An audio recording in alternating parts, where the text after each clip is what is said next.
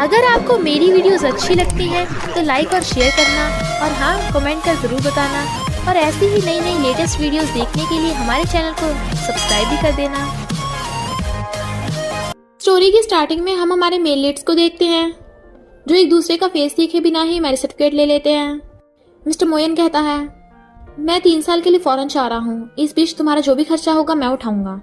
And जुआन कहती है, नहीं मैं अपने खर्चे खुद उठा सकती हूँ, वैसे भी तुमने शादी फैमिली प्रेशर में की है, जब 3 साल बाद आओगे डिवोर्स कर लेंगे। असिस्टेंट पूछता है, बॉस आपको किस टाइप की लड़की पसंद है? वो कुछ सोचने लगा था।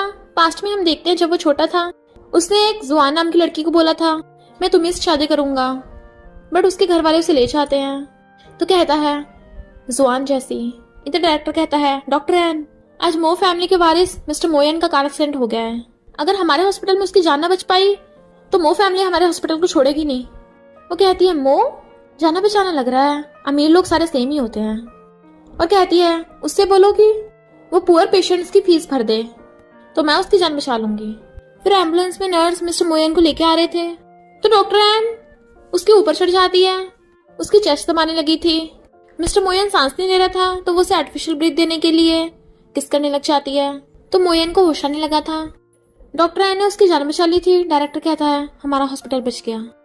मोयन को होश आने लगा था, उसे देखता है तो पास्ट की याद आता है, उसे बचपन में एक अम्ब्रेला वाली बच्ची ने बचाया था। तो कहता है जुआन और बेहोश। फिर होश में आते ही अपने असिस्टेंट को कहता है, ये पुअर पेशेंट्स को मनी दे देना उनके इलाज के लिए। असिस्टेंट जैसे लेने वाला था फाड़ देता है चेक। तो कहता है, हॉस्पिटल में जितने भी पुअर पेशेंट्स हैं उन सबका फ्री मेडिकल ट्रीटमेंट करा देना बिना किसी को पता चले। और हाँ जुआन के बारे में कुछ पता चला तो असिस्टेंट मना करता है। इधर पुअर पेशेंट्स बहुत खुश होते हैं कि उनका फ्री में इलाज हो गया और हॉस्पिटल वालों का थैंक यू करने आते हैं। डायरेक्टर कहता है, मिस्टर मोयन भले आप क्योटो शहर के सबसे रिचेस्ट आदमी हो, पर डॉक्टर एन ने अपनी मर्जी चलाई और तो और आपने हॉस्पिटल को 30 मिलियन दिए हैं, वो आपको कर दिखा रही थी इसलिए मैं उसे सबक सिखाऊंगा। मिस्टर मो कहता है, कोई बात नहीं। डॉक्टर एन है कौन? तो कहता है, उसकी अनहैप्पी मैरिज हुई थी, हस्बैंड भाग गया इसलिए उसने मेडिसिन पे ध्यान दिया और क्योटो की फेमस डॉक्टर बन गई, पर सुना है वो ऑर्फन है। तो वो हैरान और फिर उसे याद आता है बचपन में जुआन ने उसे बताया था कि उसकी कोई फैमिली नहीं है, तो अब से तुम ही मेरी फैमिली हो। तो वो असिस्टेंट को इन्वेस्टिगेट करने के लिए फोन करता है। फ्रेंड कहती है, डॉक्टर एन तुम मिस्टर मो की फोटो क्यों देख रही हो, कहीं इसमें इंटरेस्ट तो नहीं है?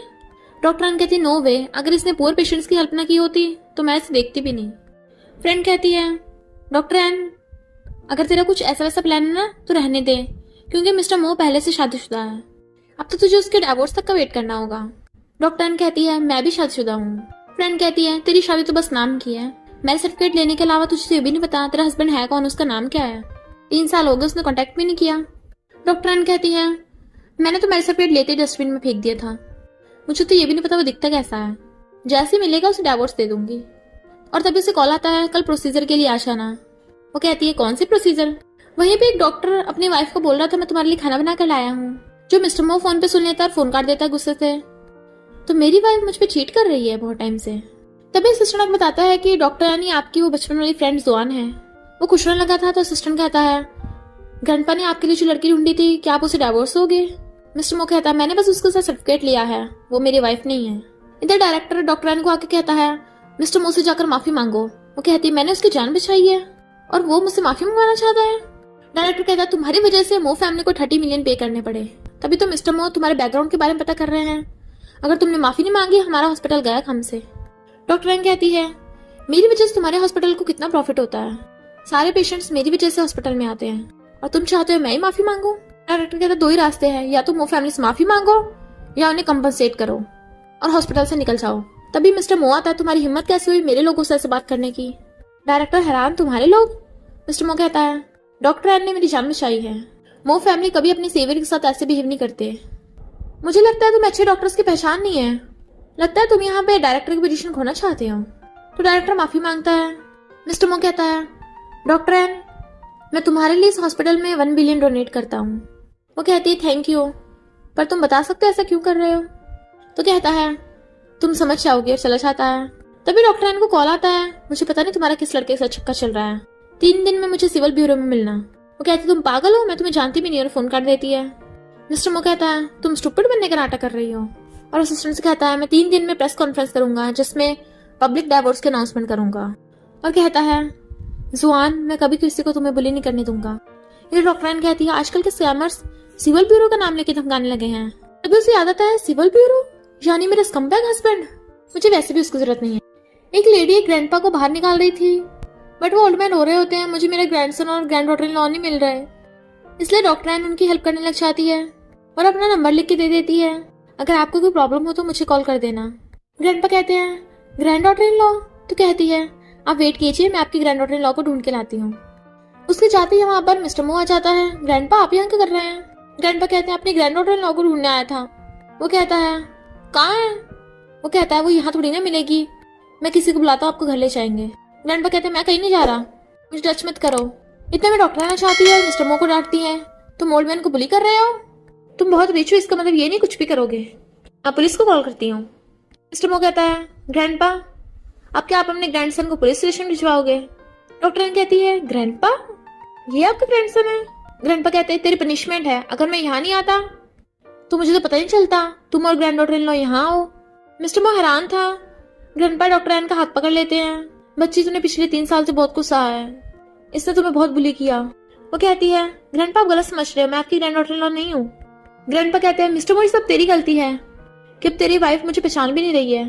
तो वो अपने बॉडीगार्ड्स को कहता है ग्रैंडपा को घर ले जाओ, वे मार है ना, कुछ भी बोलते रहते हैं। और फिर असिस्टेंट कॉल कर पूछता है मैरिज सर्टिफिकेट में उस लड़की का नाम क्या है? असिस्टेंट बताता है एंजुआन। तो वो हैरान, सेम नेम, ये कैसा कोइंसिडेंस है, कहीं मैं फोन पे उसे गलत तो नहीं समझ रहा। और कहता है ग्रैंडपा डोंट वरी, मैं आपकी ग्रैंड डॉटर इन लॉ को जरूर वापस लेके आऊंगा। इधर डॉक्टर एन अपनी बेस्टी और उसके बॉयफ्रेंड को कहती है मैं आज सिविल ब्यूरो जा रही हूँ डाइवोर्स लेने के लिए। बेस्टी कहती है कांग्रेचुलेशन तेरी शादी के लिए। तो डॉक्टर एन उन्हें बाय करके एलिवेटर से जाने लगी थी। दूसरी तरफ से एलिवेटर में मिस्टर मो भी फ्लावर्स लेके आ रहा था अपनी वाइफ से मिलने के लिए, पर वो दोनों अगले एलिवेटर में होते हैं इसलिए एक दूसरे को देख नहीं पाते। मिस्टर मोयन जैसे अंदर जाने वाला होता है गेट पे आवाज सुन लेता है। बेस्टी बोल रही होती है अच्छा उस कमबैक से छुटकारा मिल गया, 3 साल की शादी हो गई बिना एक दूसरे को देखे, उससे तो तुम ही बेटर हो। अपने बॉयफ्रेंड को आई लव यू बोल रही थी, पर मिस्टर मो को लगता है कि ये उसकी वाइफ है जिसका किसी के साथ अफेयर चल रहा है, ये मेरी जुआन कभी हो ही नहीं सकती। और मैं इसे अपनी वाइफ समझ के घर लेके जाने वाला था और फ्लावर्स वहीं फेंक के चला जाता है। जल्दी से जल्दी कॉन्फ्रेंस बुलाओ, मैं डाइवोर्स अनाउंस करूंगा। डॉक्टर एंड पेशेंट्स का इलाज कर कहती है आप रेस्ट करो, मैं सिविल ब्यूरो जा रही हूँ डाइवोर्स लेने के लिए। पेशेंट्स हैरान, डाइवोर्स? और वो पेशेंट दूसरे पेशेंट्स को बता देते हैं कि डॉक्टर एन ने हमारी बिल्स पे करने में कितनी बार हेल्प की है, इतनी अच्छी लड़की को एक स्कमबैग ने बुली किया, हमें उसकी हेल्प करनी होगी, हम डॉक्टर एन के साथ गलत नहीं होने देंगे। और जाने लगते हैं उसके पीछे पीछे। इधर मिस्टर मो प्रेस कॉन्फ्रेंस में सबको बता रहा था कि मैंने एंजुआन से बस अपनी फैमिली की वजह से शादी की, जो बस नाम की थी, पर उसने मुझ पे चीट किया। रिपोर्टर्स कहते हैं अच्छा तो एंजुआन ऐसी घटिया लड़की है, मो फैमिली को फ्रेंड किया, बहुत बुरी फंसेगी। मिस्टर मो कहता है इसलिए मैं उसे आज डाइवोर्स। तभी वहां पर एक कार आती है जिसमें से ग्रैंडपा निकलते हैं।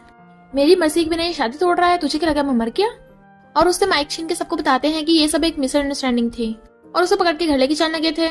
वो मना कर रहा था तो जबरदस्ती पकड़ के ले जाते हैं। इधर डॉक्टर एन वेट कर रही थी वो स्कम्बैग अभी तक डाइवोर्स के लिए आया क्यों नहीं।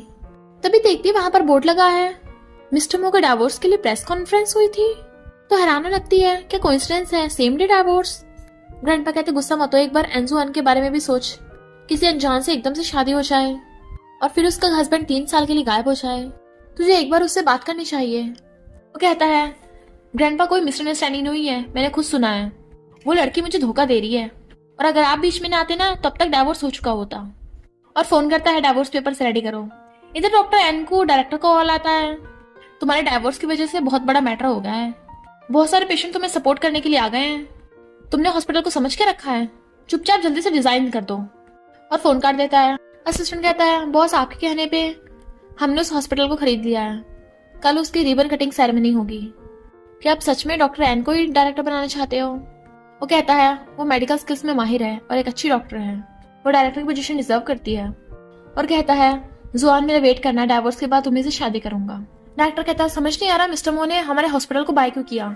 डॉक्टर एन कहती है क्यों किया होगा, प्रॉफिट्स के लिए, पुअर पेशेंट्स पे जो पैसे लगाए थे उसे वापस कमाने के लिए खरीदा होगा।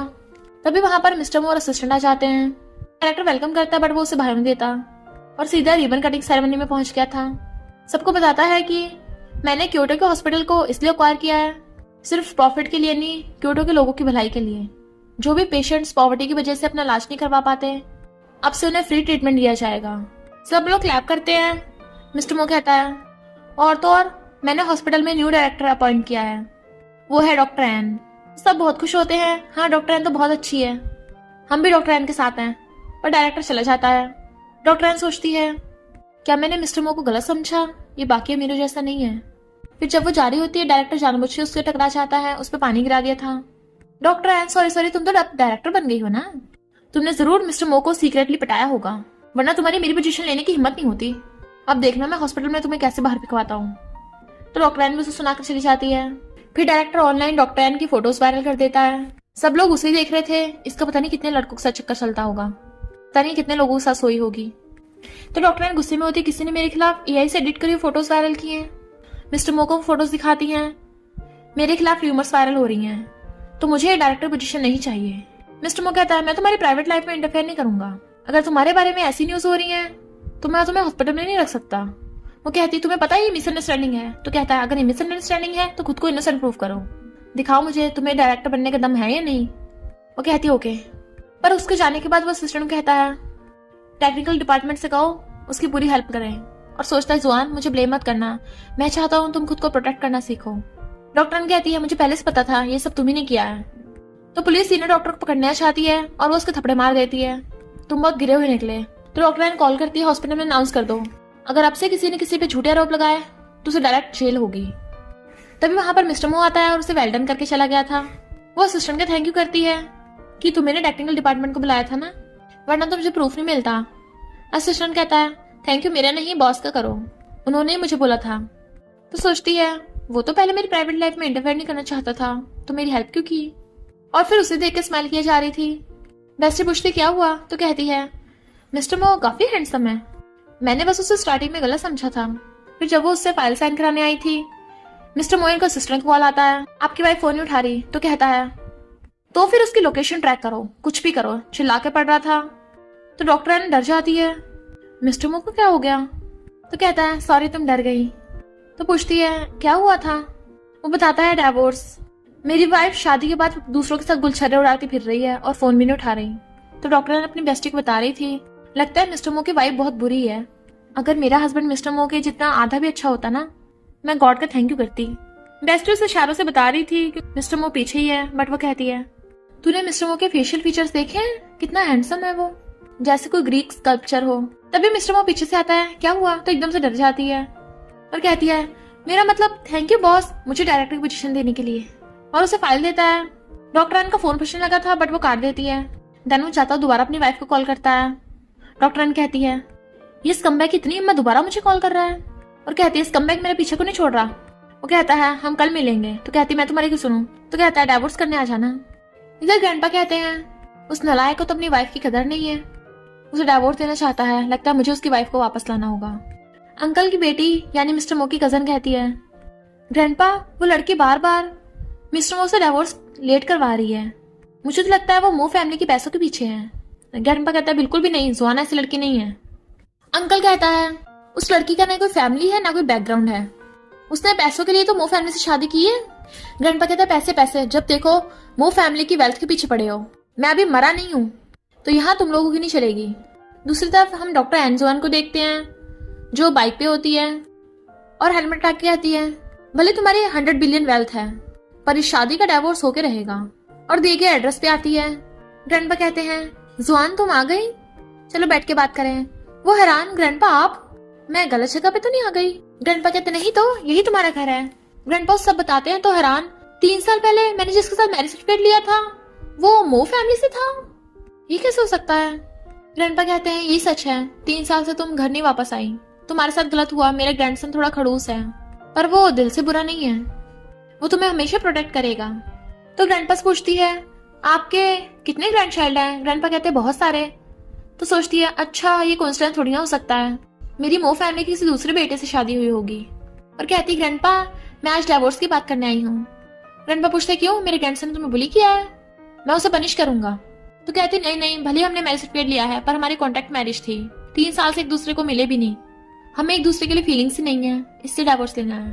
ग्रैंडपा कहते हैं अगर तुम दोनों साथ में रहोगे फीलिंग्स आ ही जाएंगी, कम से कम उसके साथ 6 महीने स्पेंड तो करो, क्या पता तुम्हें उससे प्यार हो जाए। अगर तुम्हें तब भी डाइवोर्स लेना होगा तो मैं तुम्हें नहीं रोकूंगा, पर मैं फिर भी तुम्हारा ग्रैंडपा रहूंगा और तुम्हें अपनी ग्रैंड डॉटर मानूंगा। तो कहती है ओके 6 महीने का वेट करते हैं। तभी कजन आ जाती है। अच्छा ये मो फैमिली में इसलिए आई है क्योंकि ग्रैंडपा की ग्रैंड डॉटर बनना चाहती है। डॉक्टर कहती है क्या मतलब? तो कहती है तुम बताओ तुमने मो फैमिली में शादी क्यों की है और अब डाइवोर्स मांग रही हो ताकि मो फैमिली की प्रॉपर्टी से हिस्सा मिल जाए। अंकल कहते हैं आप आउटसाइडर्स को मो फैमिली की प्रॉपर्टी बांट रहे हो, बुढ़े हो गए ना इसलिए। ग्रैंडपा कहते हैं मैं बुढ़ा हूँ, स्टूपिड नहीं। जुआन मो फैमिली की फ्यूचर यंग लेडी है, तुम जैसे लालची लोगों से कई गुना बेटर। तो अंकल और कजन ड्रिंक में नशा मिला देते हैं। कजन कहती है सिस्टर इन लॉ मैंने अभी जो भी बोला उसके लिए माफ कर दो। तो जुआन उसकी दी हुई ड्रिंक पीने लगती है। ग्रैंडपा कहते हैं वो नालायक अभी तक नहीं आया, खाना खा लो वो आता ही होगा। पर जुआन देखती है उसकी तबीयत खराब हो रही है तो वॉशरूम चली जाती है उठ के और अपने हाथ में निशान देखती है। मो फैमिली वाले तो बहुत खराब है, मैं पहली बार आई हूँ और आते ही नशा दे दिया। और अपने पर्स में से मेडिसिन निकाल के खा लेती है। ये एटीट्यूड आधे घंटे में असर करेगा। तब तक देखती है उन लोगों ने और क्या प्लानिंग कर रखी है और वापस जाकर बैठ जाती है। कजन कहती है सिस्टर इन लॉ तुम ठीक तो हो ना, और उसका हाथ देखने लगती है ये क्या हो गया। जुआन कहती है बस थोड़ी सी एलर्जी है। कैंपस बताती है ये एलर्जी नहीं है, ये तो कोई बीमारी लग रही है, मैंने न्यूज देखी थी उसमें बता रहे थे एक सेक्सुअली ट्रांसमिटेड डिसीज है, इसने जरूर बहुत घटिया काम किए होंगे। अब तक कम से कम 10 लड़कों के साथ सो चुकी होगी, तभी तो ये वायरस फैला है। अंकल कहता है 3 साल हो गए मो फैमिली में शादी करे हुए और तुम अब वापस आई हो, क्या पता कहाँ मुंह मारती हुई फिर रही होगी। जुआन कहती है मेरा किसी के साथ कोई अफेयर नहीं था, मैंने कोई घटिया काम नहीं किया है। 3 साल तक मैंने मेहनत की है अपना करियर बनाने में, पर मो फैमिली ने मुझे इग्नोर किया और अब मेरे अंदर आते ही तुम लोगों ने मुझे नशा दे दिया, ये उसी के साइड इफेक्ट्स हैं। अंकल और कजन उस पर इल्जाम कर रहे थे। ग्रैंडपा कहते चुप हो जाओ, बताओ ये सब किसने किया है। जुआन मुझे तुम पे पूरा भरोसा है। अंकल और कजन कहते हैं हमने कुछ भी नहीं किया, हम तो बस यहाँ खाना खाने आए थे। ग्रैंडपा कहते तुम लोगों को क्या लगता है मैं अंधा हूँ? जैसे तुम दोनों ने इसे ड्रिंक दी थी तभी से इसकी हालत खराब हुई है। अंकल कहता है मुझ पर इल्जाम मत लगाओ, मैं आपका बेटा हूँ और मैं अपनी नेफ्यू की वाइफ को नशा क्यों दूंगा। आपने मेरे साथ तो गलत किया है, मेरी बेटी के साथ भी गलत कर रहे हो। और उठ के चले जाते दोनों। मिस्टर मो को कॉल आता है, अभी मो फैमिली से न्यूज आई है जुआन को कोई डर्टी बीमारी है, उसका बाहर जंगलों के साथ अफेयर चल रहा होगा। जुआन कहती है अगर मो फैमिली मेरा वेलकम नहीं कर रही मुझे यहाँ नहीं रुकना चाहिए, मैं जल्दी डाइवोर्स दे दूंगी। पर ग्रैंडपा उसे माफी मांगते हैं तो कहती है ओके 6 महीनों तक का वेट करूंगी। तभी मिस्टर मो आता है, आप उस जंगली लड़की का साथ दे रहे हैं जो मुझ पे चीट कर रही है, इस शादी का डाइवोर्स होके रहेगा। पर एंजुआन को देख के हैरान, वो भी उसे देख के हैरान थी। ग्रैंडपा कहते हैं ये तुम्हारा हस्बैंड है? तो वो कहती है अच्छा तुम हो मेरे स्कमबैग हस्बैंड। मिस्टर मो कहता है तुम मुझे स्कमबैग बोल रही हो? ग्रैंडपा कहते हैं तुम दोनों अकेले में बात कर लेना, मैं बुढ़ा डिस्टर्ब नहीं करूंगा, बस कल दोनों मेरी बर्थडे पार्टी पे आ जाना। और अपने बटलर के साथ चले जाते हैं। जुआन कहती है शादी के बाद 3 साल तक तुम नजर ही नहीं आए, तो स्कमबैग नहीं हो तो क्या है। वो कहता है भले इसमें मेरी गलती है, पर तुम्हारा क्या? फोन पे एक लड़का तुम्हें डार्लिंग बोल रहा था। तो कहती है वो मेरी बेस्टी और उसका बॉयफ्रेंड थे। वो कहता है और तुम्हारे घर पे वो लड़का कौन था? तो कहती है तुम एक नंबर के स्टूपिड हो क्या, वो भी मेरी बेस्टी और उसका बॉयफ्रेंड थे। तो कहता है ओके पर मुझे मिस्टर मोहम्मद बोलो, बाहर वाले मुझे इस नाम से बुलाते हैं। तो कहती है क्या बोलो, मुझे तुम्हारा नाम ही नहीं पता, तुमने कौन सी शादी के बाद मुझे अपना नाम बताया था? तो मैं तुम्हें अंकल बोल दिया करूंगी, वैसे भी तुम मुझसे कितने बड़े हो। वो कहता है तुम्हारी मर्जी, मजाक उड़ाना उड़ा लो, पर कल मेरे साथ ग्रैंडपा की बर्थडे पार्टी पे चलना होगा। वो कहती है ग्रैंडपा मेरे साथ अच्छा बिहेव करते हैं इसलिए मैं हाँ कर रही हूँ, और हमारा पुराना वाला हिसाब किताब हम बाद में छुट्टा कर लेंगे। तो कहता है ये इस घर की कीज है, तुम्हारे लिए अच्छी ड्रेसेस और ज्वेलरी मिल जाएगी, ये लिमिटेड कार्ड है, इसे भी यूज कर लेना। वो कहती है तुम मुझे पैसों से ललचा रहे हो, तुम्हें लगता है मुझे तुम्हारे पैसों की जरूरत होगी, तुम हमेशा स्कमबैग ही रहोगे। तो कहता है भूलो मत तुम मेरी वाइफ हो, तो मेरे साथ तमीज से पेश आना बाहर, स्पेशली कल पार्टी में। तो कहती है अच्छा तुम्ही ने वो प्रेस कॉन्फ्रेंस रखवाई थी ना सबको बताने के लिए कि मेरे साथ डाइवोर्स कर रहे हो, तब तुम्हारी रेपुटेशन खराब नहीं हुई? वो कहता है भूलो मत तुमने ग्रैंडपा से प्रॉमिस किया है 6 महीने बाद मुझे डाइवोर्स होगी, तो तब तक तुम मेरी वाइफ रहोगी, समझी तुम? फिर हम देखते हैं जब वो रेडी हो रही थी तो मिस्टर मो उसकी गर्दन पे निशान देख लेता है। पास्ट में जुआन के साथ वो खेलता था तो उसके भी एक चोट का निशान था। तो पूछता है तुम्हें टैटू कब से करवाया? तो कहती है मेरे ये बचपन से है। क्यों? अब क्या तुम्हारी इज्जत मेरे टैटू की वजह से खराब होने लग गई? वो कहता है ऐसी बात नहीं है। तो कहती है मैं तब भी नहीं सटवाऊंगी क्योंकि ये मेरी मॉम के लिए है। तो हैरान तुम्हारी फैमिली है, और उसे याद आता है कि उसके बचपन में फ्रेंड जुआन ने बताया था कि उसकी कोई फैमिली नहीं है। जुआन कहती तुम्हें तमीज नहीं बात करने की, तुम्हारी फैमिली नहीं है। ये फ्लावर का मार्क मेरी मॉम को बहुत पसंद था। और हम पास्ट में देखते हैं जुआन जब मोयन को बचाकर अपने घर लेके जा रही थी तो एक गुंडा उसकी गर्दन पे चाकू मार गया था।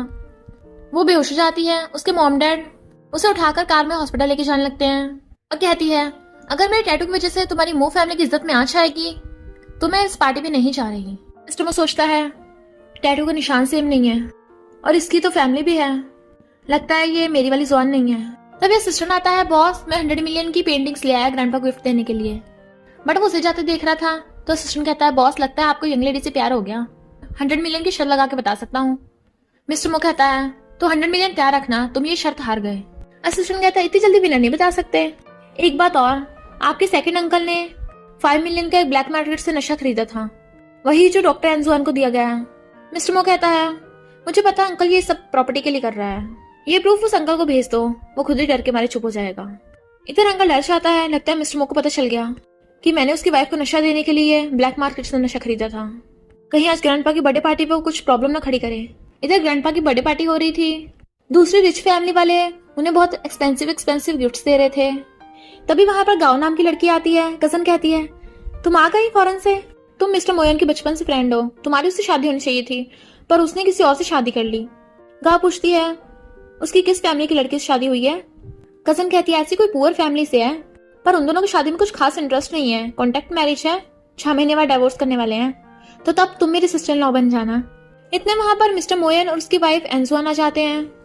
सब लोग कहते हैं मिस्टर मोयन आपकी वाइफ कितनी ब्यूटीफुल है, पर गाउस की गर्दन पे वो निशान देख लेती है तो जाकर किसी को फोन करती है। ये दोनों पेंटिंग्स ग्रैंडपा को गिफ्ट देते हैं जो उन्हें पसंद आई थी और कहते हैं मैं सबको अपनी ग्रैंड डॉटर इन लॉ एनजुआन से मिलवाना चाहता हूँ, और डॉक्टर एनजुआन तो मेडिकल में एक्सपर्ट है। तो सब लोग उसके लिए क्लैपिंग करते हैं। जुआन देखती है उस पार्टी में उसकी बेस्टी भी आई है जो बताती है कि मैं अपने ग्रैंडपा के साथ आई हूँ, पर पहले ये बता तू अपने हस्बैंड से खुश है। वो कहती है खुश है क्या मतलब, कहती है उस वे में। जुआन कहती बिल्कुल भी नहीं, हैंडसम के अलावा कुछ नहीं है उसमें। बेस्टी कहती है अच्छा, देख के तो नहीं लगता वो ऐसा होगा। तभी मिस्टर मोआ जाता है तुम लोग मेरे बारे में ऐसी बातें कर रहे हो, और जुआन तुम्हें क्या लगता है मैं कुछ करने के लायक नहीं हूँ। बेस्टी कहती तुम दोनों बातें करो और भाग जाती है। बट मिस्टर मो जुआन का हाथ पकड़ लेता है, चलो मेरे साथ, आज मैं तुम्हें करके दिखाता हूँ, और उसे खींच के कोने में ले जाता है। दीवार पे पुश करके किस करने वाला होता है। वो कहती है अंकल नहीं, मेरी बेस्टी तो मजाक कर रही थी। मिस्टर मो कहता है तुमने अभी तक मुझे ट्राई नहीं किया, तुम्हें कैसे पता मैं कर सकता हूँ या नहीं, तो बाहर मेरे बारे में ऐसे अफवाह फैलाना बंद करो। और उसका हाथ पकड़ कर जबरदस्ती किस करने वाला होता है, बट वो उसे मार के बाहर भाग आती है। वो भी उसे पकड़ने के लिए पीछे भागता है, बट बाहर मिस्टर मोयन की मॉम खड़ी होती है। मॉम कहती है अच्छा तुम जुआन हो, अब बताओ तुम दोनों अभी क्या कर रहे थे। वो शर्माने लगते हैं कुछ भी तो नहीं। मॉम कहती है मोयन अब जुआन को बुली मत करना, होगा तो क्योटो शहर का रिचेस्ट आदमी, पर यहाँ पर बिग बॉस की तरह एक्टिंग मत कर। तो कहता है सॉरी मॉम, दोबारा नहीं ऐसा करूंगा, चला जाता है। मॉम कहते हैं जुआन तुम्हें मैं याद नहीं हूँ, मैं तुम्हारी मॉम की बेस्ट फ्रेंड हूँ, बचपन में तुम्हें खिलाया था। तो जुआन खुश होकर उन्हें हक कर लेती है। असिस्टेंट मिस्टर मोयन को कहता है बॉस आपका 5 मिनट में खत्म हो गया, इतनी जल्दी। मिस्टर मोयन गुस्से से कहता है लगता है तुम्हें इस महीने का बोनस नहीं चाहिए। तो कहता है बॉस ऐसा मत करो, लगता है आप सिस्टर इन लॉ को खुश नहीं कर पा रहे, तभी तो उसके पीछे भाग रहे थे। फिर मॉम और जुआन बातें कर रहे थे, तभी बटलर आके बताता है कि लिटिल लेडी गायब है, वो अपने रूम में खेल रही थी। मॉम कहती है नीनी सिर्फ 7 साल की है, पता नहीं कहाँ चली गई, सब लोगों को उसे ढूंढने लगा दो। जुआन कहती है मैं उसे ढूंढूंगी, आप मुझे उसकी फोटो दिखा दो। और फिर नीनी को ढूंढने जाती है, पर कोई उसी को किडनैप करके ले जाता है और कोल्ड स्टोरेज रूम में बंद कर दिया था। इधर मॉम रोते हुए मिस्टर मोयन को बता देती है कि नीनी गायब हो गई। तो मिस्टर मोयन असिस्टेंट के साथ होटल की सीसीटीवी फुटेज चेक करने आता है, बट सारी सीसीटीवी फुटेज लेट होती हैं, तो सब हैरान थे। मिस्टर मोयन कहता है दोबारा रिकवर करो। इधर जुआन को बहुत ज्यादा ठंड लग रही होती है, आवाज लगाती कोई गेट नहीं खोलता, तो वो वहाँ से बाहर निकलने का रास्ता ढूंढने लग जाती है। तब उसे वहाँ पर नीनी बेहोश मिलती है। इधर बॉडीगार्ड्स कजन को पकड़ लाते हैं। मिस्टर मो कहता बता नीनी कहाँ है। कजन सोचती मैंने सारी सीसीटीवी फुटेज डिलीट करा दी, तुझे कभी सच का पता नहीं चलेगा, और कहती मैंने कुछ नहीं किया, बट मोयन उसके थप्पड़ मार देता है, बता नीनी कहाँ छुपाया है। ग्रैंडपा भी कजन पे गुस्सा करने लगते हैं कि तूने उस बच्ची को भी नहीं छोड़ा। कजन कहते मुझे क्या पता वो कहाँ भाग गई। तभी बॉडीगार्ड उसे सीसीटीवी फुटेज दिखाता है जिसमें कजन ही नीनी को लेके जा रही थी। मिस्टर मो कहते तुम्हें क्या लगा सीसीटीवी फुटेज डिलीट करके हमें पता नहीं चलेगा, मो फैमिली सारा सच निकाल लेती है। तो कहती है ग्रैंडपा मैं तो बस नीनी के साथ खेल रही थी, जैसे मेरा ध्यान हटा वो भाग गई। तभी असिस्टेंट नीनी का खिलौना लेके आता है। मॉम कहती है ये तो नीनी का फेवरेट टेडी बियर है। असिस्टेंट मिस्टर मोयन को बताता है कान में, तो वो कहता है इस जुआन को रेस्ट कर लो, और खुद बॉडीगार्ड के साथ कोल्ड स्टोरेज रूम में पहुंचता है। गेट लॉक था तो तोड़ के अंदर आ जाते हैं। जुआन नीनी को गोद में लेके बेहोश पड़ी थी तो वो नीनी गोद में उठा के ले जाते हैं। मिस्टर मोइन कहता है कितनी स्टूपिड है, अपना बेस उड़ा देता है और उसे भी गोद में उठा के हॉस्पिटल ले आया था। डॉक्टर बताता है कि बच्ची बिल्कुल ठीक है पर अभी बेहोश पड़ी है। वो तो शुक्र है जुआन ने उसे हक करके अपनी बॉडी हीट दे दी थी जिस वजह से उसकी जान बच गई। ग्रैंडपा कहते हैं और जुआन? डॉक्टर कहता है उसकी कंडीशन काफी सीरियस है, उसकी पूरी बॉडी जम गई है, अगर वो अभी ठीक नहीं हुई तो मल्टीपल ऑर्गन फेलियर से उसकी डेथ हो सकती है। मिस्टर मोइन कहता है वो मर नहीं सकती, कोई तो रास्ता होगा। डॉक्टर कहता है अब तो एक ही रास्ता बचा है, उसे उसके हस्बैंड को मेडिसिनल बात करवानी होगी। मिस्टर मोइन कहता है मैं अपनी वाइफ को बचाने के लिए कुछ भी करूंगा। डॉक्टर कहता है ये काफी मुश्किल है, इसके लिए आपको पूरी रात उससे मसाज देनी पड़ेगी। मिस्टर मोइन कहता है असिस्टेंट तुम मॉम और ग्रैंडपा को घर ले जाओ, मैं यहाँ जुआन का ध्यान रखूंगा। बॉडीगार्ड्स कहता है तुम दोनों यहीं बाहर रुकना, किसी को अंदर मत जाने देना। फिर वो खुद जुआन के रूम में आ जाता है, अपना ब्लेजर निकाल के जुआन को गोद में उठा के ले जाता है, उसके कपड़े निकाल के उसे मेडिसिनल बात करा रहा था और पूरी रात उसे मसाज दे रहा था। इस लड़की ने अपनी क्या हालत कर ली है, इसे खुद की कोई फिक्र नहीं है क्या? और फिर उसे गोद में उठाकर बेड पे लेटा देता है। वो मॉर्निंग तक उसका ध्यान रख रहा था कि बैठे बैठे उसकी पूरी कमर ही दुखने लग गई थी। इतने में असिस्टेंट आता है, आपकी मॉम ने आपकी वाइफ के लिए कपड़े भिजवाए हैं। मिस्टर मो जैसे पैकेट के अंदर देखता है हैरान, ये सब क्या है? और फिर पैरों से उसका ब्लैंकेट उखाड़ के उसे वो कपड़े पहनाने लग गया था। पर तभी जुआन उठ जाती है, ये क्या कर रहे हो? तो वो जल्दी से बैठ जाता है, अब तुम उठ गई हो तो खुद ही पहन लो। वो देखती है यू पॉवर्ड, उसके मारने लगती है तो कहता है गुस्सा क्यों हो रही हो, अब तो मैंने सब कुछ देख लिया है, पूरी रात यही सब तो कर रहा था। जुआन अपना टेम्परेचर देखती है, मैं तो पूरी ठंड में जम गई थी, लगता है इसी अंकल ने मेरी जान बचाई है। कहती है अपना मुंह दूसरी तरफ करो, मुझे कपड़े पहनने हैं। वो मुंह फेरता है तो ब्लैंकेट में घुस के अपने कपड़े पहनने लगी थी। डॉक्टर जुआन को देख के हैरान था, ये तो चमत्कार ही हो गया, और उसका चेकअप करता है, तुम्हारा हस्बैंड तो कमाल का निकला। मिस्टर मोयन तुम्हारी वाइफ बिल्कुल ठीक है। मोयन पूछता है मेरी सिस्टर नीनी कैसी है? डॉक्टर कहता है नर्स उसका ध्यान रख रही है, उसे अभी तक होश नहीं आया। जुआन उठ के जाने लगी थी, वो पूछता है कहाँ जा रही हो? तो कहती है नीनी को देखने। वो कहता है वो आईसीयू में है, तुम नहीं जा सकती। तो कहती है भूलो मत मैं हॉस्पिटल की डायरेक्टर हूँ, तुम्हें ने बनाया था। और फिर आईसीयू में जाके नीनी का इलाज करने लगती है, चिंता मत करो मैं तुम्हें ठीक कर दूंगी, और अपनी बनाई उसे मेडिसिन खिला देती है। सारे डॉक्टर और नर्स हैरान थे, वो बच्ची सच में उठ गई, और तो और उसका अस्थमा भी ठीक हो गया। ये खुशखबरी मिस्टर मोयन को बताते हैं, तुम्हारी सिस्टर अब ठीक हो गई, चमत्कार से कम नहीं है ये। मिस्टर मोयन कहता है डॉक्टर आए तो सच में मिरेकल डॉक्टर निकली। फिर वो बैठी फोन चला रही थी तो उसके लिए खाना लेकर आता है कि वो भी हैरान हो जाती है, अंकल मेरे लिए इतना सब कुछ करने की जरूरत नहीं है। वो कहता है थैंक यू मेरी सिस्टर की जान बचाने के लिए। तो कहती है पेशेंट की जान बचाना डॉक्टर की जिम्मेदारी है। तो कहता है खा लो उसके बाद तुम्हें घर ले चलूंगा, तुमने नीनी को मेडिसिन दी थी ना। वो कहती है क्या हुआ उसे? तो कहता है वो उठ गई, और तो और उसका अस्थमा भी ठीक हो गया। तो कहती है बताओ तुम मेरे कैसे थैंक यू करोगे? मिस्टर मोयन अपना ब्लैक कार्ड निकाल के देता है, इसे जितना मर्जी यूज करना। तो कहती है कार्ड एक्सेप्टेड नहीं है, ये बस तुम्हारी वाइफ का हक है, मेरा नहीं, हमारी तो मैरिज एग्रीमेंट है ना। और फिर कार्ड लेके उसे क्लोज बुलाती है। वो सोच रहा होता कि मुझे किस करेगी, बट वो तो कार्ड उसकी पॉकेट में डाल देती है। पर तभी मिस्टर मोयन को गांव का कॉल आता है, तुम पार्टी के बाद से मुझे इग्नोर कर रहे हो, मेरी फैमिली तुम्हें खाने बुलाना चाहती है, बट वो मना करके फोन काट देता है। तो गांव बहुत गुस्से में थी, तुम उस जंगली लड़की के लिए ऐसा कर रहे हो ना, और गुस्से से कार चलाती है, पर उसका एक्सीडेंट हो जाता है। मिस्टर मोयन को कॉल आता है, जिसका ये फोन नंबर है उसका कार एक्सीडेंट हो गया, वो हॉस्पिटल में आ जाओ। तो वो अपने असिस्टेंट को भेज देता है हॉस्पिटल। जुआन कहती है तुम खुद ही क्यों नहीं चले जाते? वो कहता है वो ज्यादा इंपॉर्टेंट नहीं है। तो कहती है वो लड़की हॉस्पिटल में बेहोश पड़ी है, तुम्हें उसकी फिक्र नहीं है, हार्टलेस। तो कहता है तुम मेरी वाइफ होकर मुझे हार्टलेस कैसे बोल सकती हो? तो कहती है भले मैं तुम्हारी वाइफ हूँ, पर हम दोनों की अलग अलग लाइफ है, तुम आउटसाइड अपनी वुमेन का ध्यान रखो, मेरी चिंता मत करो। तो कहता है तुम्हारा मतलब है तुमने बाहर कोई लड़का ढूंढ रखा है? तो कहती है मैं तुम्हारी तरह नहीं हूँ, मेरा कोई बॉयफ्रेंड नहीं है, और उसके मुंह में ठूस देती है। इधर गाँव को होश आता है, असिस्टेंट से पूछती है मिस्टर मोयन कहाँ है? असिस्टेंट कहता है कहीं तुमने ये एक्सीडेंट बॉस से मिलने के लिए तो नहीं किया? वो अपनी वाइफ के साथ हैं। फिर मिस्टर मोयन जुआन को अपने घर लेके आता है, अब से तुम यहीं रहोगी। हाँ पे मेड उसका वेलकम करते बताती है कि मुझे आपकी मॉम ने आपकी वाइफ का ध्यान रखने के लिए भेजा है। तभी मिस्टर मोयन को असिस्टेंट कॉल आता है, गाँव तुमसे मिलने की जिद कर रही है और उसने अपने हाथ की नस काट ली। तो मिस्टर मोयन को हॉस्पिटल आना पड़ता है।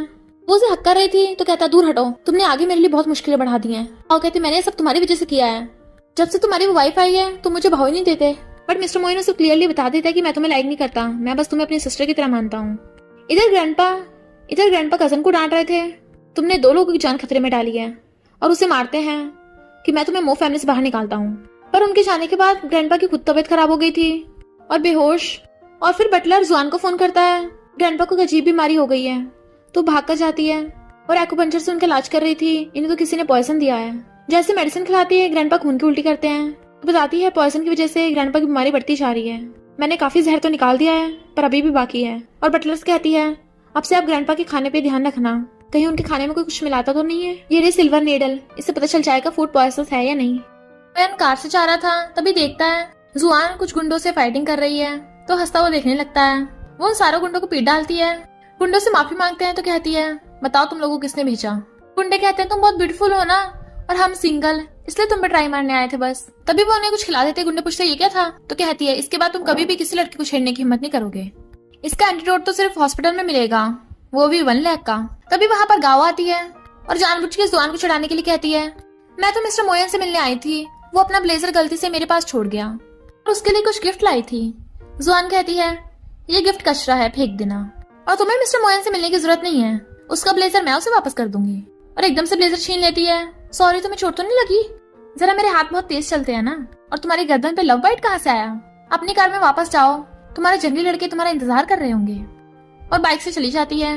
मिस्टर मोयन असिस्टेंट कहता है, उन लोगों ने मेरी वाइफ को टच किया, इतनी हिम्मत, जाकर उन्हें धो डालो। तो असिस्टेंट उन्हें बहुत पीटता है। मेड कहती है, मैडम आपकी तबीयत तो ठीक है, और उसे सूप पीने को देती है।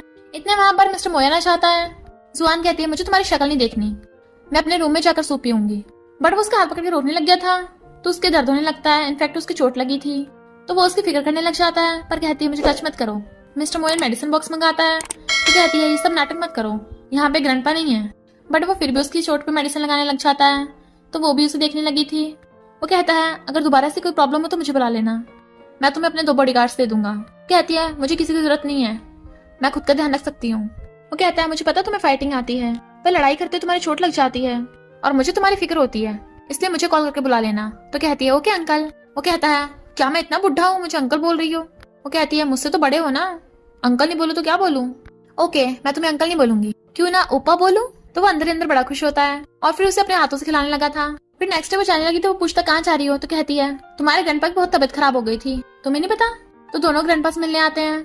उसे चिंता हो रही थी। ग्रैंडपा कहते हैं, कोई बात नहीं, मैं बस ओल्ड हो गया हूँ ना, इसलिए बीमार हो गया, पर जुआन ने मुझे ठीक कर दिया। मिस्टर मोयन कहता है, चिंता मत करिए, मैं पता लगा लूंगा किसने आपको पॉइजन देने की कोशिश की।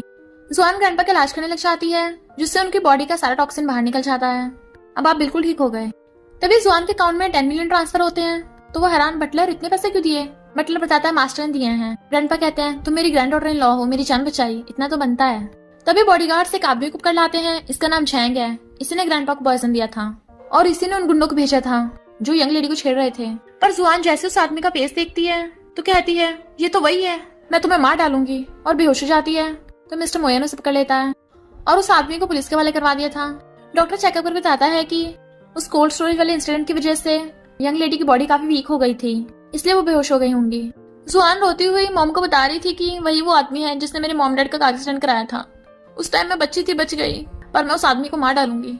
मॉम उसे चुप कराती हैं, उस आदमी को उसकी सजा मिल गई है, तुम्हारे मॉम डैड हेवन से तुम्हें देख रहे होंगे, इसलिए तुम्हें खुश रहना चाहिए। तभी मिस्टर मोयन उसे टिश्यू देता है आंसू साफ करने के लिए। चिंता मत करो, वो गुंडा कार एक्सीडेंट में मारा गया, लगता है गॉड ने उसे सजा दे दी, और इस सबके पीछे जो भी है बाकी सब मैं पता लगा लूंगा, तुम अपना ध्यान रखो। और फिर जाता हुआ बॉडीगार्ड्स को कहता है, तुम लोग यंग लेडी पे नजर रखना, कोई अंदर आ जा ना पाए, और ना ही मेरी वाइफ को बाहर जाने देना, मैं अभी जरूरी काम से जा रहा हूँ। जबकि जुआन बैठी रो रही होती है। फिर जब मिस्टर मोयन वापस आता है, बॉडीगार्ड सो रहे थे और जुआन रूम में से गायब थी, तो बॉडीगार्ड्स पे चिल्लाता है, तुमसे इतना काम भी नहीं हुआ। तभी से जुआन का फोन आता है, उन्हें ब्लेम मत करो, मैंने उन्हें बेहोश किया था क्योंकि मैं कुछ टाइम के लिए शांत रहना चाहती थी। इनफैक्ट जुआन अपनी मॉम डैड की ग्रेव पे आई होती है। बचपन में मुझे लगता था कि मेरी वजह से आपका कार एक्सीडेंट हुआ है, अगर आप उस टाइम मुझे बचाने न चाहते हॉस्पिटल तो आपका कार एक्सीडेंट नहीं होता। पर बाद में मुझे पता चला उस कार एक्सीडेंट पे टाइम पे जिस आदमी को मैंने देखा था वही आदमी, मैंने उसे ढूंढ लिया, मैं उसे मारना चाहती थी, पर वो पहले ही मारा गया, और बहुत रो रही थी, मैं आपको बहुत मिस कर रही हूँ। तभी मिस्टर मोयन आके उसे पीछे ब्लेजर उड़ा देता है।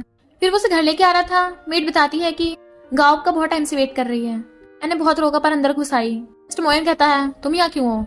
जुआन कहती है, जब तुमसे मिलने आई है, तुम लोग बात करो, मैं रूम में जा रही हूँ। मिस्टर मोयन कहता है, तुम्हें चाहिए क्या? तो कहती है, मैं तो बस तुम्हारे साथ एक बार ड्रिंक करने आई थी, पर जैसे वो ड्रिंक करता है उसे नशा होने लगा था। तो कहती, चिंता मत करो, मैं तुम्हारा नशा उतार दूंगी। अपने कपड़े निकालने लगी थी, बट मिस्टर मोयन बहुत गुस्से में होता है और मेड से कहता, भगा दो इसे। तो गाँव गुस्से से भाग जाती है।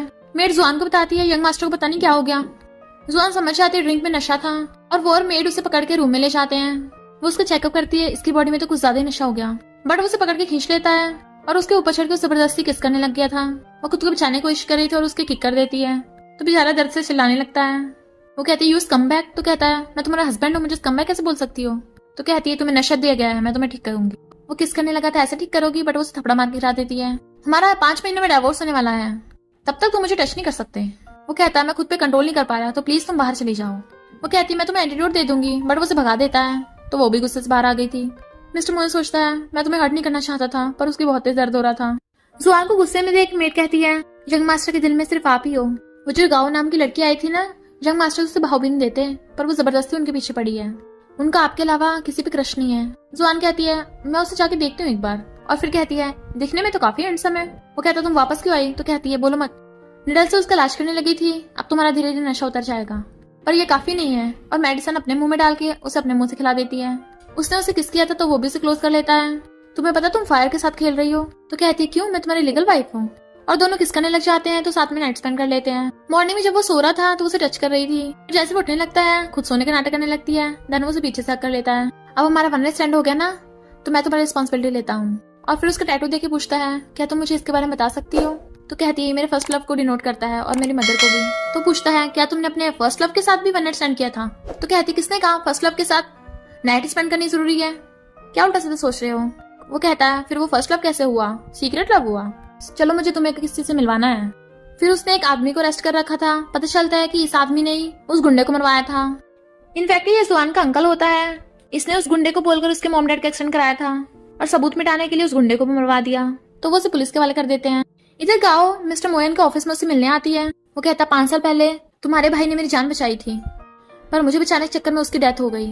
तब मैंने उसे प्रॉमिस किया था कि मैं एज ए ब्रदर तुम्हारा ध्यान रखूंगा। गाओ कहती है और तुमने मेरा ऐसे ध्यान रखा, किसी और से शादी कर ली? वो कहता है मैं तुम्हें बस सिस्टर मानता हूँ। तो कहती है मैं खुद को जान से मार लूंगी, प्लीज तुम उसे डिवोर्स दे दो। गायो ने अपनी फेक रिपोर्ट्स बनवाई थी, तो सोचता है इसे बहुत डिप्रेशन हो रहा है, अब इसे झूठ मूठ हाँ कर देता हूँ, और मुंडी हिलाता है तो वो उसे हक कर लेती है। बट गाओ ने वो वीडियो बनाकर जुआन को सेंड कर दी थी, इसलिए जुआन बहुत गुस्से में होती है, ये उसके लिए मुझे डिवोर्स देगा? अच्छा, डबल फेस कमबैक, एक तरफ बोलता मुझे लव करता, दूसरी तरफ डिवोर्स देने की बातें कर रहा है। अब तो ये गए हमसे, और लैपटॉप चलाने लग जाती है। इसे क्या पता मैं फेमस हैकर हूँ, कुछ भी कर सकती हूँ। इधर मो कंपनी के एम्प्लॉय सारे हैरान थे, उनके कंप्यूटर्स को पता नहीं किसने हैक कर लिया था। और फिर जाके मिस्टर मोयन को बताते हैं किसी ने हमारी मो कंपनी की इंफॉर्मेशन हैक कर ली। तभी मिस्टर मोयन को जुआन का मैसेज आता है, तो कहता है मुझे पता है ये सब किसने किया है। असिस्टेंट उसे कैमरा के बारे में बताता है, लगता है गाँव ने वो वीडियो आपकी वाइफ को भेज दी। गाँव कहती देखा मिस्टर मोयन तुझे डिवोर्स देने वाला है, वो तुझे लाइक वाइक नहीं करता, अच्छा होगा चुपचाप यहाँ से चली जाएगी। पर जुआन उसका मुंह पकड़ के उसे कुछ खिला देती है। तू बहुत बकवास करती है ना, इसलिए तुझे सबक सिखा रही हूँ, जिसकी वजह से गाँव के एलर्जी होने लगती है। तो कहती है मुझे एंटीडोट दे। फिर वो जाने लगी थी, इतने में मिस्टर मोयन आता है और जुआन को पकड़ लेता है। तो कहती है ये मरेगी नहीं, मैं तुमसे डिवोर्स करने वाली हूँ, हाथ छोड़ो मेरा। वो नहीं छोड़ता तो उसके हाथ पे काट देती है। वो कहता तुम डॉगी हो क्या? तो कहती नहीं टाइग्रेस हूँ। और जाने लगी थी, पर वो उसे मार के बेहोश कर देता है और उसे गोद में उठा के ले गया था। फिर जैसे उसकी आइज खुलती है उसे देख कहती है यू पर्वर्ट, और उसे मारने लगी थी। तुमने सब कुछ देख लिया? मिस्टर मोयन कहता मैंने तुम्हें नहलाया है। तो कहती मुझे जानबूझ के बेहोश किया ताकि नहलाने का मौका मिल जाए, और उसे मारने लग गई थी। उसे पानी देने लगा था, तो कहती है मुझे तुमसे बात नहीं करनी। तो वो उसे बताता है कि मैंने गाँव के सामने डिवोर्स की बात इसलिए की थी क्योंकि उसे डिप्रेशन है, इसलिए मैंने झूठ बोला था। जुआन कहती है अच्छा तो फिर उसके साथ ही जाओ ना, यहाँ पे क्या कर रहे हो? मैं तुमसे डिवोर्स कर लूंगी। वो कहता है जब तक मैं डिवोर्स पेपर साइन नहीं करूंगा ये डिवोर्स नहीं होगा, और तुम तो लाइफ टाइम के लिए मेरी वाइफ रहोगी, तो भागने का आइडिया तो छोड़ ही दो। और उसे लॉक करके चला जाता है। ग्रैंडपा और मॉम भी मिस्टर मोयन को डांटते हैं और जुआन से कहते हैं अगर इसने दोबारा बुली किया ना हमें बताना, हम इसे सजा देंगे। अगर तुम सच में डिवोर्स चाहती हो तो डिवोर्स के बाद भी हम तुम्हारी फैमिली रहेंगे। मिस्टर मोयन कहता है ये डिवोर्स कभी नहीं होगा, ये हमेशा मेरी वाइफ रहेगी, और मैं घर रह के अपनी वाइफ का ध्यान रखूंगा। जुआन कहती है मैं काम में बिजी हूँ, मुझे तुम्हारी जरूरत नहीं है, और जाने लगती है। तो उसके पीछे पीछे जाता है, और फिर उससे पहले जाके कार का गेट खोलने लगा था। बैठ जाओ वाइफ। वो कहती है तुम पहले बैठो। जैसे बैठता है वो भागकर दूसरी कार में बैठ जाती है। तो मिस्टर मोयन भी उसके साथ दूसरी कार में बैठ गया था। वाइफ मैं तुम्हें अकेला नहीं छोड़ सकता, मेरी गलती में दोबारा ऐसा कभी नहीं करूंगा। पर तभी झटका लगता है। इनफैक्ट उनके आगे वाली कार जो असिस्टेंट चला रहा था क्रैश हो जाती है। वो जैसे बाहर निकल के भागने लगता है, कार ब्लास्ट हो जाती है। वो दोनों समझ जाते हैं ये कोई सिंपल एक्सीडेंट नहीं है, जरूर इसके पीछे कोई है। इधर गाँव बैठे स्माइल कर रही होती है। जुआन तू तो गई काम से। मिस्टर मोयन मुझे माफ करना, अगर मुझे सेप्ट नहीं करोगे तो तुम्हारा मर जाना बेहतर है। असिस्टेंट का इलाज चल रहा होता है, डॉक्टर बताता है कि थोड़ी बहुत चोट है, जल्दी ठीक हो जाएगा। जुआन कहती है मुझे जिस पे शक है वो गाँव है, क्या तुम अब भी इस बार उसे बचाओगे? अगर उस कार में से हम दोनों निकले ना होते तो क्या होता हमारा? और असिस्टेंट की भी जान बड़ी मुश्किल से बची है। मैं तुम्हारी तरह नहीं हूँ जो गुनाह करे उसे बख्श दूं। हर गुनाह करने वाले को सजा मिलनी चाहिए, फिर चाहे वो कोई भी हो। तो मिस्टर मोयन उसे पकड़ के ले जाता है। वाइफ चिंता मत करो, मैं हमेशा तुम्हारे साथ हूँ। मैंने ऑलरेडी उस गाँव की बहुत बार हेल्प कर दी है, पर वो अपनी हरकतों से बाज नहीं आएगी, तो इस बार मैं उसे माफ नहीं करूंगा। और गाँव से कहता है ये सब तुमने किया ना? गाँव कहती है तू अभी तक मरी नहीं? जुआन कहती है मैंने प्रूफ इकट्ठा कर लिया, अब तो जेल में होगी। वो दोनों जाने लगे थे, गाँव उसके चाकू मारने लग जाती है, बट मिस्टर मोयन उसे बचा लेता है, पर उसके खुद चाकू लग गया था और पुलिस गाँव को पकड़ के ले जाती है। जुआन रो रही होती, तुम्हें कुछ नहीं हो सकता, तुम्हारे ठीक होने के बाद हम दोबारा शादी करेंगे। वो कहता ओके, इस बार मुकरना मत, और दोनों किस करने लगते हैं। मिस्टर मोयन कहता आई लव यू और बेहोश। फिर डॉक्टर उसका इलाज करते हैं, इन्हें जल्दी होश आ जाएगा। जुआन उसके लिए मेडिसिन लेके आती है, तुम ठीक तो हो ना, दर्द तो नहीं हो रहा? तो कहता है मैंने तुम्हें बहुत मिस किया। तो वो स्माइल करती है, तो वो उसकी चोट पे स्प्रे छिड़कती है, ये मैंने स्पेशली तुम्हारे लिए बनाया है, इससे जल्दी दर्द कम हो जाएगा। मिस्टर मोयन कहता है मेरी सबसे बेस्ट पेन किलर तो तुम हो। वो कहती है नौटंकी बंद करो, सूप पियो। तो कहता तुम ही पिलाओ ना, तो वो अपने हाथों से पिलाने लगी थी। मिस्टर मोयन कहता है आपसे तो मुझे हबी बोलना। वो ऐसे हबी बोलती है, उसे किस कर देता है, पर तभी जुआन को उल्टी आने लगती है। तो कहता है क्या मैं इतना डिस्गस्टिंग हूँ? वो अपना चेकअप करती है और वन नाइट स्टैंड का याद आता है, तो कहती है शायद मैं प्रेग्नेंट हूँ, पर हो सकता ना भी हूँ। वो खुश होकर चिल्लाने लगता है डॉक्टर, बट वो उसका मुंह पे हाथ रख देती है, धीरे बोलो, मैं खुद के चेकअप कर लूंगी। वो कहता है फिर भी एक बार पूरा प्रेगनेंसी टेस्ट कर लेते हैं ना। कहती है ओके ओके, मैं समझ गई, तुम पहली बार फादर बने हो ना इसलिए। तो वो असिस्टेंट को बुलाता है, मेरी वाइफ का प्रेगनेंसी टेस्ट कराओ। असिस्टेंट उन दोनों को कंग्रेचुलेट करता है। बेस्टी कहती है तुम तो सच में प्रेग्नेंट हो, वाओ कितना क्यूट बेबी है। मिस्टर मोयन पूछता है डॉक्टर वाइफ का ध्यान कैसे रखना है? तो बेस्टी बता देती है। जुआन कहती है बच्चा जी जल्दी हो रहा है, मुझे अभी इसकी आदत नहीं पड़ी। वो कहता है तो जल्दी डाल लो, हम दोनों को शादी भी तो करनी है। फिर बातों बातों में मिस्टर मोयन को पता चलता है कि जुआन उसकी बचपन वाली वो फ्रेंड है जिससे वो शादी करने को बोल रहा था, और दोनों एक दूसरे कहते हैं यानी हम दोनों एक दूसरे का फर्स्ट लव है। और कहता है क्या तुम मुझे चांस दोगी, मैं हमेशा तुम्हारे साथ रहना चाहता हूँ, मुझसे शादी करोगी? असिस्टेंट खुश हो रहा होता है, आखिर मैं अपनी बेट जीत ही गया, अब तो मुझे मिलियंस मिलेंगे। जुआन कहती है पहले तुम ठीक तो हो जाओ ना, शादी बाद में कर लेंगे। तो कहता है मैं तो एकदम ठीक हूँ, देखो। तो वो हंसने लग जाती है। फिर वो उसे ग्रैंडपा के पास लेके जाता है। ग्रैंडपा कहता है जुआन को वापस लेके नहीं आया तो घर में मत घुस जाना, मुझे ग्रैंडपा मत बोलना। वो कहता है ग्रैंडपा जुआन प्रेग्नेंट है। ग्रैंडपा कहते हैं मुझसे झूठ मत बोल, मैं तुझे माफ नहीं करूंगा। तो पर तभी जुआन बुलाती है, तो कहते हैं तुम सच में आ गई। अभी मॉम अगर बताती हैं कि जुआन प्रेग्नेंट है तो ग्रैंडपा बहुत खुश होते हैं और मिस्टर मोयन को डांटते हैं, तूने अभी तक जुआन को शादी के लिए प्रपोज नहीं किया। और जुआन से कहते हैं मैं तुम्हें मो फैमिली की 30% शेयर्स देता हूँ। जुआन मना कर रही थी, तो कहते हैं तुम हाँ करो या ना करो, अब तो तुम्हें दे दिए हैं, समझो मेरी तरफ से गिफ्ट है। और मॉम भी उसे अपनी फैमिली का ब्रेसलेट दे देती है। देन वो उन्हें हक कर लेती है। फिर हम नेक्स्ट सीन में देखते हैं उन दोनों की शादी हो रही होती है, दोनों एक दूसरे को आई लव यू बोलते हैं। इससे पहले मिस्टर मोयन उसे किस करता है, वो उसकी मुंडी पकड़ के किस करने लग जाती है और सब लोग बहुत खुश होते हैं। और इसी के साथ इस स्टोरी का एंड हो जाता है। अगर आपको ये स्टोरी पसंद आई हो तो लाइक शेयर और कमेंट करते जाना। तो बस थोड़ा सा इंतजार करना, फिर मिलेंगे न्यू स्टोरी में।